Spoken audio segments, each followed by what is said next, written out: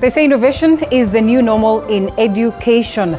Even at this stage of COVID-19, we still are grappling with the tough times of the same. There was that need for us to be innovative. Speak of, digital learning that really was hugely embraced in the country. Amidst the discrepancies, we put up a fight, and up until date, some of these innovations are very instrumental in how we are handling the education sector.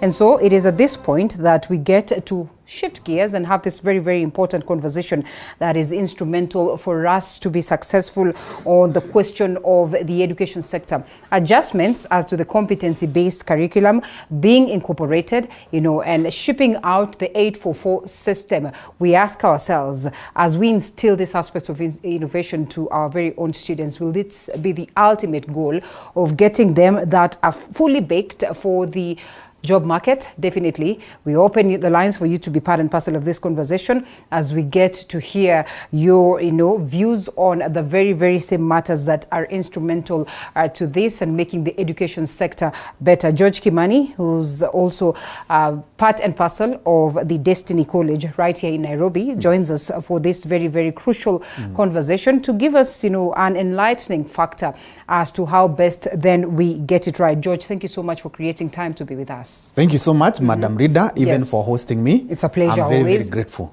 Yes. Salimia watu wa Destiny and generally we're people of Kenya, as you tell us what Destiny is all about, and as we also get to this very, very important conversation. Thank you so much. Let me begin by saying hi to my dear wife, Margaret, being somewhere in Mombasa Road. She must be a lucky one. Yeah, yes. She must be tuned in to listen to this discussion. I also want to take this opportunity to say hi to the entire fraternity of Destiny Technical Training Institute, led by our principal, Mr. Frederick Wafula, our finance director, Mr. Dennis Juma, and our chairman, Bishop Paul Munyeri. Now, Destiny Technical Training Institute is a tertiary education institution that specializes in offering accountancy courses. We have the certificate course called CAMS, which requires a D for someone to join. We have a diploma, we call it the Accounting Technician Diploma, which requires a C-, and we have the CPA, which is a professional course, requires C+ for someone to join. Destiny is located in the Bazaar Plaza, 11th floor, at the junction of Moi Avenue and Biashara Street. So that's where we are, and we are doing well. We welcome everyone to join us there. All right. Yes. Asante sana, and to know that there is hope for any other person, because you see, we're coming from a space where there was always this general feeling that you have to perform extremely well for you to have a future. First of all, in the space of employment, to know that even with your grades that would otherwise appear as though they are not impressive enough, then there's that space for a person to be an accountant at some point in time. Is something that is quite impressing, and pretty much, one of the things that we need to embrace. This very phase of COVID-19 comes with lots of lessons as to how much we have to embrace the aspect of innovation in the education sector. Before we talk about our very own competency-based curriculum, before we talk about where it is that we come from, before we talk about where it is that we're going, what about innovation, and especially when it comes to the education sector? Thank you so much. Let me begin by saying this. A very well-known former president of South Africa is accredited to have said that education is the only tool, or is one of the most effective tools by which you can change our society.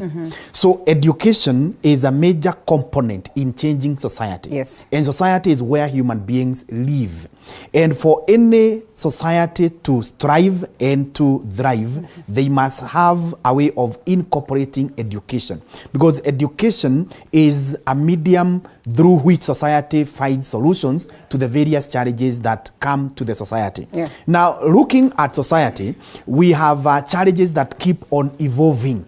They require new methods of solving them. Therefore, education must also keep up with the pace so that it changes and brings new solutions to the challenges that are happening every now and then.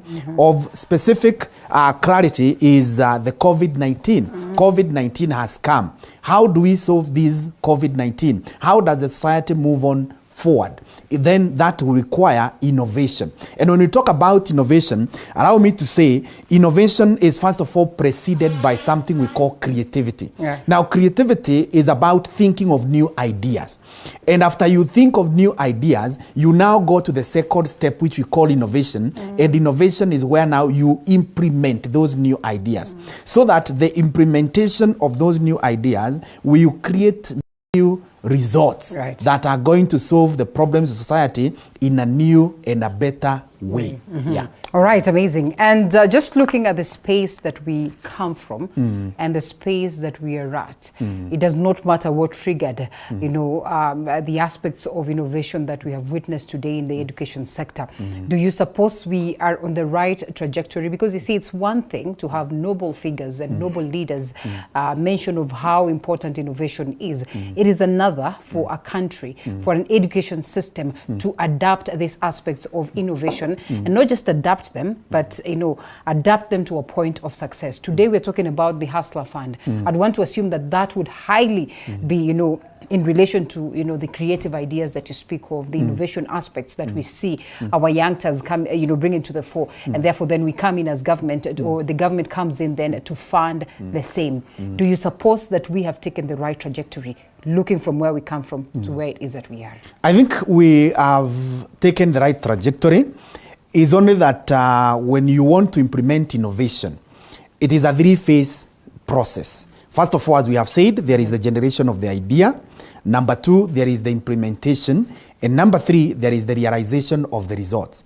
Where we have more problems is the implementation. We have a lot of talking, but very little of walking the talk. Yes. And that is one of the reasons why we have appeared like we have delayed. But I want to thank the government because it has taken the right steps. Actually, looking at the new government, they have just formed a new task force that is going to look at on how we can improve the CBC. And that is the right trajectory. And I believe that at the conclusion of the terms of reference of this task force, we will have gotten the right path that we are supposed to have taken. So we may not sit here and say we are where we should be, but again, we cannot say that we are doing nothing. We have made some commendable steps towards what we should have.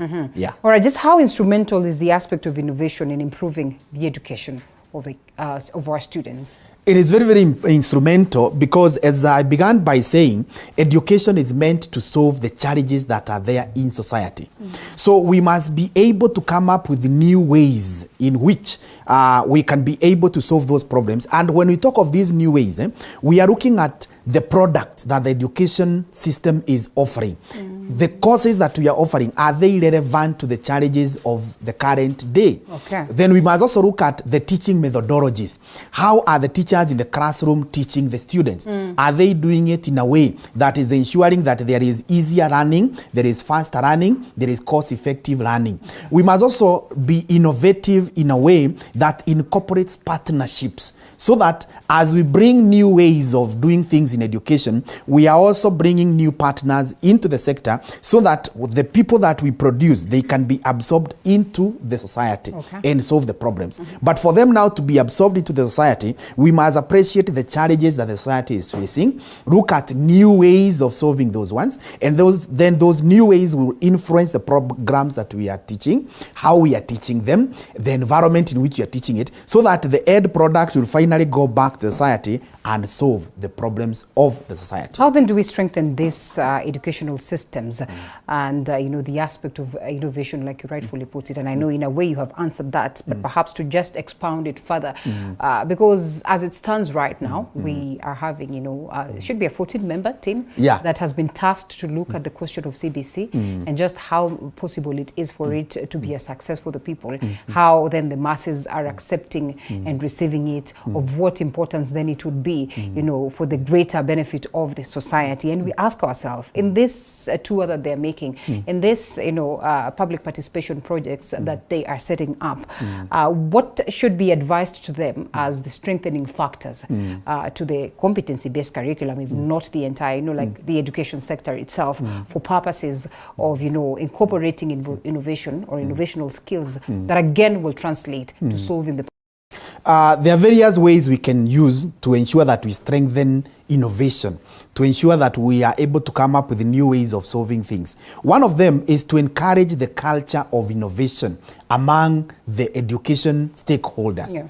And one of the ways you can encourage that culture is ensuring that there is adequate compensation of the new ideas, the new product that guys are coming up with, and also there is the issue of funding. So if I want to engage in research, the government or the institution in which I work should support my research work. Yeah. And then what I gather from there, it should be protected so that it benefits me in times posterity.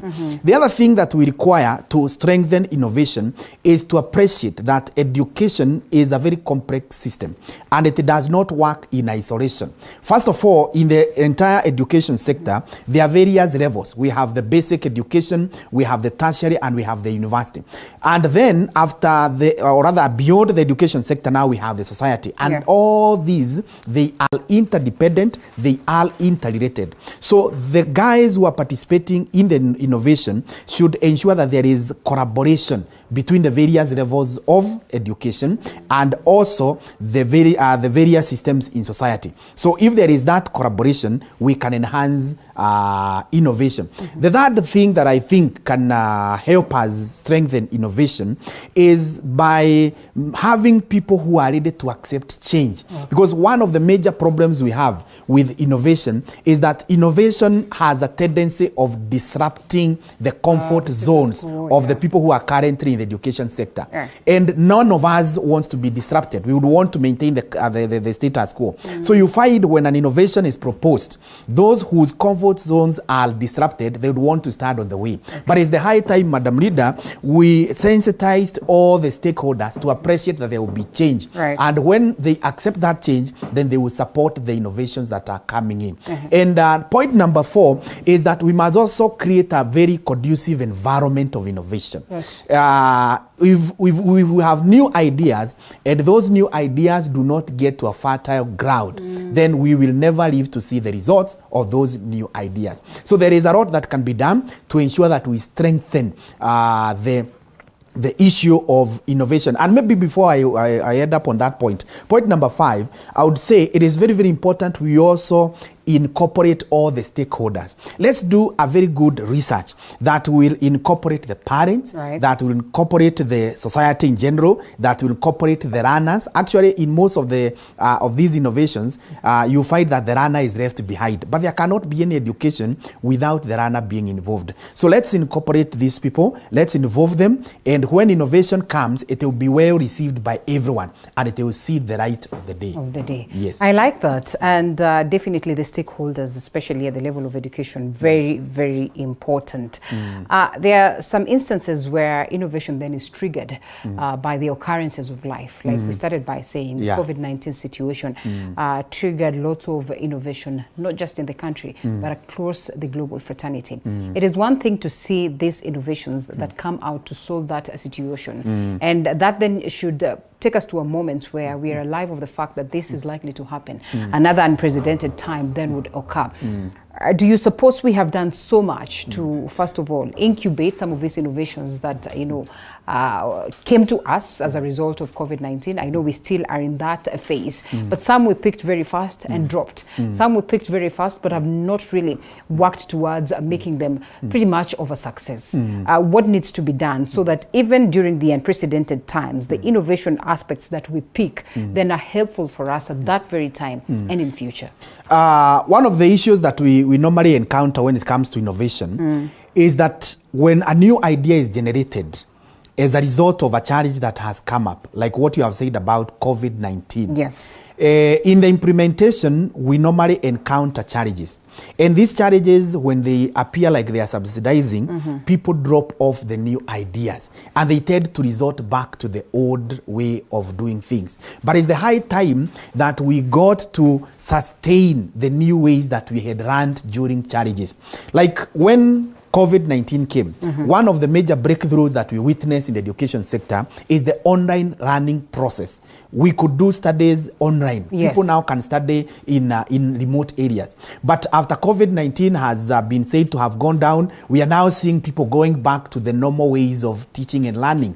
But it's the high time we embrace that so that we can do it in a faster way, in a more efficient way. And the resources that used to be committed to that aspect, they can now be diverted to other places. Yeah. Actually, yesterday I was telling someone that is the high time we embraced the online learning process, and that can even release some of the cost we incur in terms of space, in terms of labor, in terms of process, and still achieve our original goals. Now, those resources that previously we could use on space, we could use on transport, they can now be diverted to other ways. And when they are diverted, then we are going to be more productive and the society will become a better place. Right. Yes. Okay. Well, here we are and we are talking about solving the problems that we have. Would we confidently say that innovation then is more or less the same with the aspect of creativity? And I know you started by saying that, and that when you speak of innovation, then most likely you are talking about students that are well-baked and pretty much are creative. Does it then destabilize the status quo in the essence of the aspect of education, that this is what we have known education to be, that this is how we have been doing our education? And I have seen students who perhaps, you know, this is a student at the Destiny college that is in Nairobi, or Destiny, it's Destiny Accounting Institution. Yes, we are specialists in accounting. In accounting, but then again, someone then gets creative in a totally different field, and so in tandem with education, they are doing this. Does it disrupt the usual and normal way of education? And therefore, how do we make sure that we incorporate an aspect of balance so that we also do not lose our students to this that they would term as, you know, their creative lines? Innovation, as we began by saying, it is about the implementation of the new ideas. Right. And creativity is about the generation of the new ideas. Right. Now, when the creativity is implemented to become innovation, there is automatically a change of the status quo. Right. There is a change of the way things have been done. And one of the major characteristics of new technology is that people tend to think that it is destroying jobs. I'm sure you have heard of this very popular saying that technology destroys jobs. Yes. But sometimes some of us are scared that technology will be extensive to a point where we'll be told you don't need to be on air. You know, a robot can do it. Yeah, that could be true in the short run, but in reality and in the long run, it is not true. What happens is that when we have technology coming in, it shifts jobs from one sector to the other sector. And what the stakeholders need to do is to be smart enough and be able to perceive the direction that technology is taking jobs, so that you run ahead and you move away from where jobs are being destroyed and you run to where jobs are being created. Like I've seen in Destiny Technical Training Institute, with this issue of learning and with the innovation that has been done by our examiner CASNEB in response to the changes in the market, there has been subjects that have been removed. Actually, like myself, I'm a casualty of one of them. There is a paper I used to teach, is no longer a compulsory paper. Now, if I am not able to shift to a new paper, if I'm not able to shift to a new area, I will lose my job.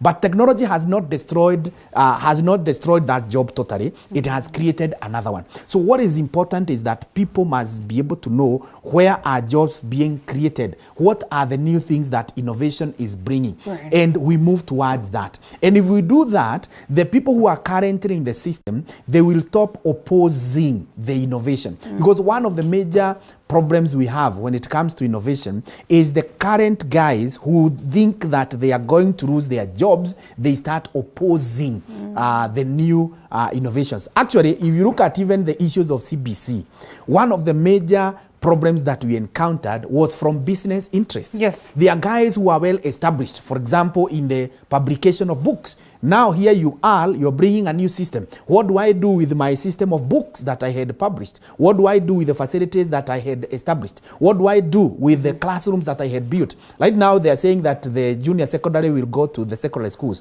What are the primary schools going to do with the two classes that have been built? Yes. But if they can look at it in a different way, they will still see an opportunity opportunity and they will use it for their betterment. So that is what would encourage people, that technology does not destroy jobs, it transfers jobs to other places. Sometimes it's a shocker, and you will agree with me, like you rightfully put it, you are a casualty, and therefore one has to think fast and pretty fast. So in incorporating all the stakeholders and all the people that would otherwise be affected by the adoption of then technology and innovation, just what then would be the hands-on adjusting and adjustments that need to be done, and also the learning aspects of then which is the new normal? We need to have a facilitation. And when a new idea has come, before we implement it, we need to prepare our people who are going to be affected, so that those who cannot be able to cope up with the new system, they can even resign. They can even be seconded to other places. And we saw this in government when the days we are talking of golden handshake, we are talking of retrenchment or early retirement and so on. So the same can happen also in other sectors. Let these people be prepared. If you are in a position to adapt to the new norm, then you take up the job. If you're not in a position, the government can also recommend, because government is not short of solutions or options. There are many things that can be done, and people still find themselves in a gainful engagement.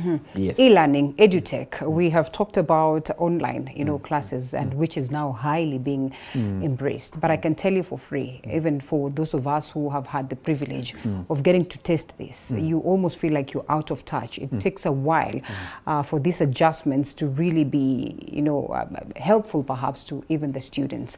What sort of conversations need to be incorporated as well as we adapt to this reimagined situation that we are at, and as well acknowledging the importance of the internet of technology, which is at the heart of every aspect of innovation today. People must come to a point and appreciate the new changes that are happening, the e-learning, the online platforms, and so on. But as I began by saying, generally by nature, we hate disruptions. We would want to remain in our status quo, because change brings uncertainties, and no one wants to live a life that they are not sure of. Now, I want to use the case that I've witnessed in our institute, Destiny Technical Training Institute. When the issue of online came, people were wondering, including teachers, how do I teach mathematics? Like myself, I teach mathematics. How do I teach mathematics online? Students are not physically present, they are somewhere far away. How do I go about it? And it was a bit difficult for some of us to accept, even students. But with the time, people have come to appreciate. I normally see it at the beginning of the semester. There are students who come physically to our classes, because they are not very sure about how effective the online programs will be. But once they get used to 1, 2, 3, 4 lessons that are done online, and they see other people getting there, you find that most of them have shifted there. Actually, as we speak here and now, more than 80% of the students in Destiny Technical Training Institute, they are doing it online. Why are they doing it so? It is because it has presented numerous advantages. Such advantages include, number one, you don't have to spend fare. For example, if you are in Kitengela, you don't have to spend fare to come all the way to CBD where we are. Number two, you don't have to spend that time to come all the way from Kitengela, all the way from Kikuyu to CBD. So that time is saved. Number three, this online program, it is also interactive. It's only that physically I'm not near you, but we can be able to interact. So it's more like the traditional method of teaching. Then number four, there is also the issue of having recorded videos. We can be able to record what we are teaching via online, and the student can be able to replay the program. So if you did not understand when it was being taught, you have the video, you can always replay and enhance understanding. And point number five that has made online to be very, very effective is that almost now in every household in Nairobi, there is the issue of Wi-Fi. Now, this Wi-Fi has not been installed in your house specifically for education purposes. It is there for other purposes. But now it can be used to facilitate your education. So if you have Wi-Fi in your house, then it becomes very effective to use that internet and do your online learning. And I'm glad that you say almost all the households in Nairobi. What do we do then to bridge the gap? Because if, again, there was the largest of discrepancy that was witnessed, you know, when we were at the heart of COVID-19 and our students were at home, it was on the question of technology. Students who are in rural areas will tell you that they missed out on so much, to a point where the government then decided perhaps we should stop this aspect of, you know, teaching our students online, because you realize that there are households that are not privileged. So in this space that, you know, we're moving very fast, how do we bridge the gap? You know, one of the things that we need to do, as I had said, as we go towards innovation, there must be a very purposeful, very consistent research and gathering of data. And this research should establish three things. Yes. One, what is currently happening in our education platform. Number two, who is benefiting out of what is currently happening. And number three, who is being left out. And at the beginning of any innovation, you will find that there are few people who are benefiting and majority have been left out. As you have cited, when we began this issue of learning, there were cries about inequalities. There are some people who are not connected to internet. And unfortunately, most of us, we spend a lot of energy on focusing on those who have been connected, and that energy can cripple the effort towards connecting everyone. But I would suggest that we appreciate when something is beginning. It does not begin with everyone. There is always the first step. And when we have that first step, we encourage the first step, we encourage the second step, we encourage the 10, the 100, the million steps, and eventually we will have covered everything. But unfortunately, we tend to make a lot of noise about those who have been left behind, and we kill the effort. But I would encourage all of us. I'm not in any way saying anyone should be left behind, but it's also a factor that we must appreciate, that we cannot, I think it's only God who can begin something everywhere at the same time. Right. But anything that is done by human has a starting point, and by we go incorporating. And I think that is one of the terms that has been given to the Presidential Task Force on CBC. How can we improve? How do we bring everyone on board by and by? But let's not kill this baby, because right now it's only serving 10% and 90% are left out. Let's look at how do we move from 10%, go all the way to 20 that way, all the way to 100. Yes. Here we go. And if there's anything that scares then the oldies that are in the teaching fraternity, perhaps it could be this. Even those ones that are in the job spaces, because then technology is coming very fast, and it appears that, you know, with the old age and, you know, with the comfort of doing things the old way, it becomes hard for them to adjust. How do we, again, not root them out of the systems, but have them as well to embrace this in the easiest way possible? Because we also understand that with age comes along challenges of grasping some of these things. Yeah, that's something very, very, very, very pertinent and very, very real. We cannot ignore it. But I would want to urge people that if you are not able to do it, don't prevent those who can do it. If you think that it cannot be done, don't prevent those who think it can be done. And as I began by saying, there are numerous opportunities. So those of us who maybe are advanced in terms of age, and we are a bit slow in terms of picking new developments that are coming into the market, I think it's only fair we pave way for the new brains that are coming in, for the energetic brains that are coming in. They run with the new technology. And when they run with the new technology, it will be for the betterment of society. As I began by saying, education is highly interrelated with society. Actually, the values in a society, the principles in a society, the laws in society, the traditions, they are all rooted in education. So if we improve education through technology, then we are improving society at large. So let those of us who are not able to adopt not block the way of those who can adapt. Let's give them the support, and they go on, improve our education, eventually improve society, and all of us collectively, we will have a better society to live in. And appreciate that we had our time and we made contributions. These are the people that we brought from down there. Now it is their time to take the wheel to the next level. Yeah. Well put, and definitely your expectation for this government as pertaining to the education sector, we have seen them already getting themselves into this space just to align some of the crucial matters, you know, and in the inception stages of competency-based curriculum. Really, I'm sure the world is eagerly waiting, the country is eagerly waiting, our students are eagerly waiting to see what is in store for them. I have a lot of expectations about this government when it comes to matters education.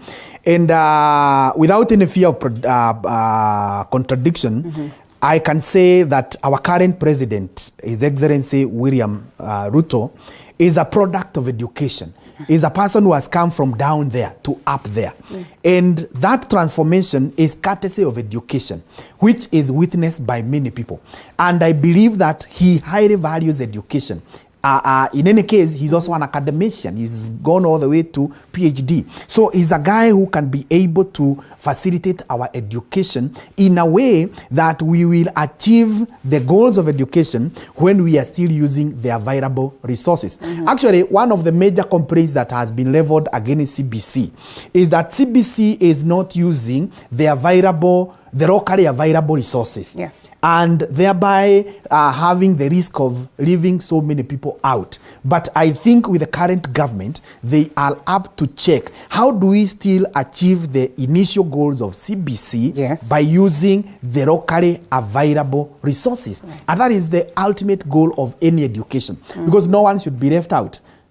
Okay, well put. Asante sana. You know, the way time moves very fast, and indeed innovation we cannot run away from, but we definitely hope that in all this that crops up, you know, from the outside world and into our very own world, then we are able to, you know, make mistakes, but at the same time learn in the best way possible. Once again, as you speak to the people who would wish to understand what then your institution offers, I think this should be the opportune time. Are there any intakes soon? Done with the September intakes? We are still moving on because now we are preparing the students who are going to sit for the December exams. So we are still doing intake. Those who are there and they have paid for the exams and they have not joined college, they are most welcome to join Destiny Technical Training Institute. We are also doing the intake for January so that we'll prepare those students who will sit for the exams in the month of March.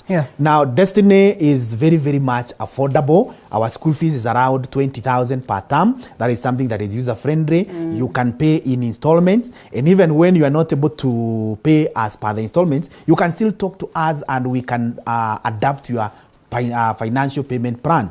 And these accountancy courses, they are very, very important as we get towards the Vision 2030. Any business will require an accountant. Actually, if you look at the steps that have been taken by the new government about payment of taxes, the other day we saw that they are going to do a census of landlords. This means that the accountants will be in high demand so that they advise the landlords and other taxpayers and business people on how to go about issues taxation, how to go issues about bookkeeping, and then this means they are supposed to come to Destiny Technical Training Institute. And we are saying we are in a very conducive environment. You can visit us physically. You can do your studies online. You don't have to come physically. Right now, we have students all over the country and even beyond. And they are doing their studies so well. And Destiny has assembled a very competent team. We have people who are well educated, people who have a lot of experience, people who are passionate about changing the destinies, because we believe that education is the ultimate game changer in the life of anyone.